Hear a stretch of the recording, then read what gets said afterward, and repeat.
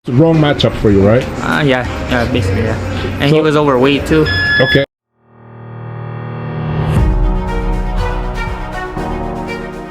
Nako, Saul Sanchez, lumantad na. Nagpalabas na ng hinaing. Natalo raw dahil sa pagiging overweight ni John Riel Casimero. Terence Crawford pinababa ng sasakyan, tinutukan ng baril ng mga pulis at pinusasan dahil sa reckless driving at may dala pang armas. Narito ang buong kwento. Isang mainit na usapan sa mundo ng boxing ang muling pinapainit ni Saul David Sanchez matapos ang kanyang pagkatalo kay John Riel Casimero. Sa isang panayam kamakailan lang, inamin ni Sanchez na labis ang kanyang pagkadismaya sa naging resulta at isa sa kanyang pangunahing dahilan ay umanong sobrang timbang ni Casimero ng araw ng laban. Ayon kay Sanchez, bagamat pumasa sa opisyal na timbangan, ramdam niyang mas mabigat at mas malakas itong si Casimero sa aktwal na bakbakan sa ibabaw ng lona. Hindi ko inaasahan na ganun kalaki ang lamang niya sa bigat. Parang iba ang pakiramdam na masuntok niya. Payag ng batang boksingero na halatang bitbit pa ang panghihinayang. Sa kabila ng matinding preparasyon at pag-asa na makakayang tapatan ng bilis at lakas ng dating 3 Division World Champion, aminado si Sanchez na nahirapan siyang makasabay dahil sa pisikal na bintay ni Casimero. Hindi rin itinanggi ni Sanchez na nakaramdam siya ng panghina sa kalagitnaan ng laban matapos na paulit-ulit na tamaan ng mabibigat na mga suntok ng Filipino Warrior.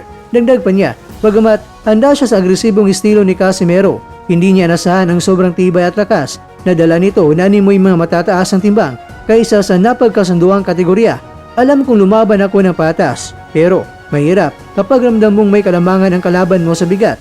Iba ang impact ng bawat suntok, wika ni Sanchez.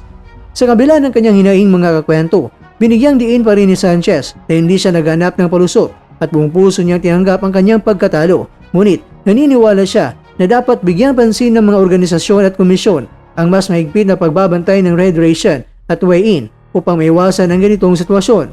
Kung pareho ang timbang, pantay ang laban, pero kung hindi, kontrolado ang pagdagdag ng timbang pagkatapos ang weigh-in, nagkakaroon ng malaking bintahe ay isang boksingero, paliwanag niya. Gayunpaman, pinuri pa rin ni Sanchez ang tapang at karanasan ni Casimero na niya'y tunay na veterano pagdating sa mga malalaking laban.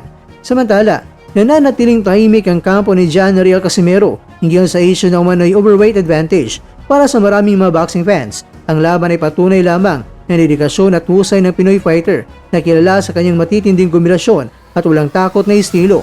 Habang bukas si Sanchez sa posibilidad ng isang rematch, malinaw na gusto niyang malinaw ang lahat ng kondisyon at timbang kung sakaling muling mag-cross ang kanilang landas. Sa ngayon, parehong nakatuon sina Casimero at Sanchez sa kanilang susunod na mga hakbang. Ngunit, hindi may kakaila ng isyong ito ay nagbigay ng panibagong kulay at kontrobersiya sa kanilang naging bakbakan.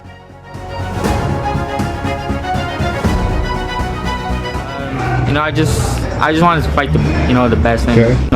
make a name for myself, just to put myself out there more. Okay. But it just didn't work out. He was It was just the wrong matchup for you, right? yeah, basically, yeah. And he So- was overweight too. Okay. I remember that, yeah. Yeah, he was overweight like 2 pounds. Okay. And Samantala, isang tensyonadong insidente ang kinasangkutan ng boxing superstar na si Terence "Bud" Crawford matapos siyang pinababa ng mga pulis at tinutukan ng baril sa gitna ng isang traffic stop dahil sa reckless driving nitong linggo ng madaling araw sa Amerika. Nangyari ang insidente ilang oras lamang matapos ang ingranding parada sa kanyang hometown bilang pagdiriwang sa kamakailanlang panalo niya laban kay Saul Canelo Alvarez 2 linggo ang nakalipas. Ayon sa ulat, dakong 1:30 AM nang mapansin ng mga pulis ang isang sasakyan na nagmamaneho ng mapanganib sa downtown area. Habang kinakausap ang driver, napansin ng isang opisyal ang isang baril sa sahig ng driver side, kaya agad na inatasan ang lahat ng mga sakay na bumaba at tinutukan ng baril para sa seguridad. Kalaunan ay nakumpirma na si Crawford ang nagmamaneho matapos ma-verify ang kanyang lisensya. Siya ay tinikitan para sa reckless driving. Ang isa sa mga pasahero ng miyembro ng kanyang security team ay natuklasang may dalang legal na firearm.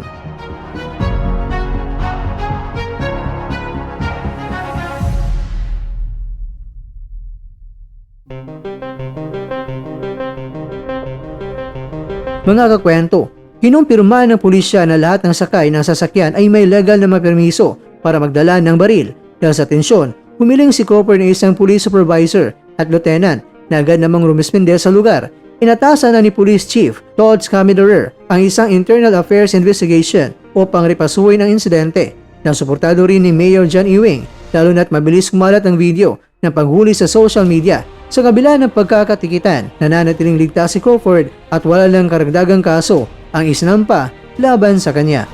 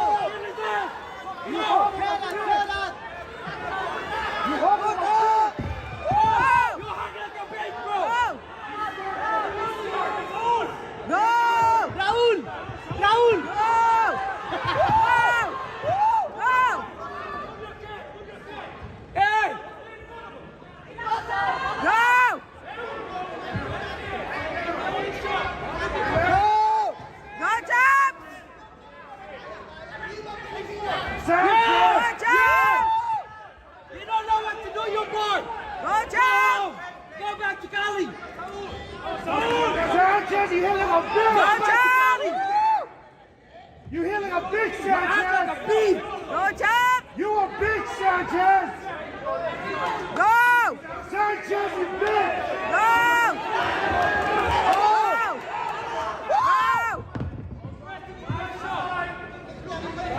Go, Chop! Go, Chop! Go, Chop!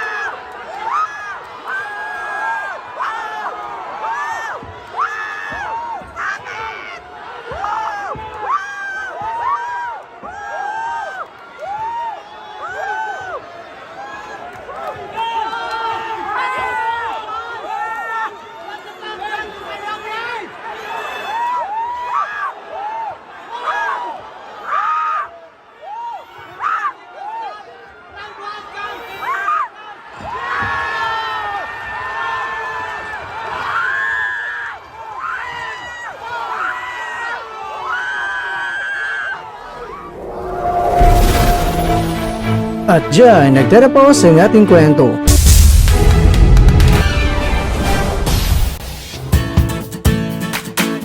Maraming salamat mga kakwento sa inyong panonood. Pero baka naman mga kakwento ay nagustuhan niyo po ang kwento natin ngayon. Baka pwede niyo po akong mabigyan dyan ng like, subscribe at pa-click na rin sa bell button.